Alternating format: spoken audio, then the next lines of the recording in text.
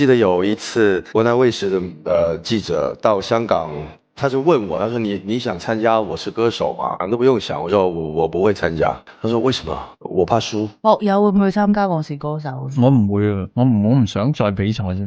我唔係反對嗰啲節目，只不過我過唔到我自己嘅關啫。而且我已經唔需要佢比啦，何必要比啫？啲評判都唔知識唔識嘅，有陣時我自己覺得。嗰啲多嚟啦，嗰啲一聽就知啦，根本就喺度做戲。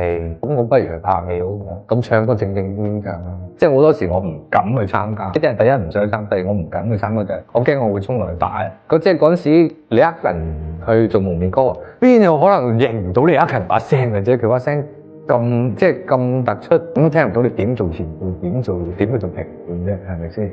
很多歌手無緣無故啊飆高音，唱歌是來用來感動人的。內地什麼唱歌的什麼比賽有沒有找你去做什麼導師啊，或者做什麼讓你？我不敢。為什麼不敢？我不敢。我好好的當歌手好了，不要當導師。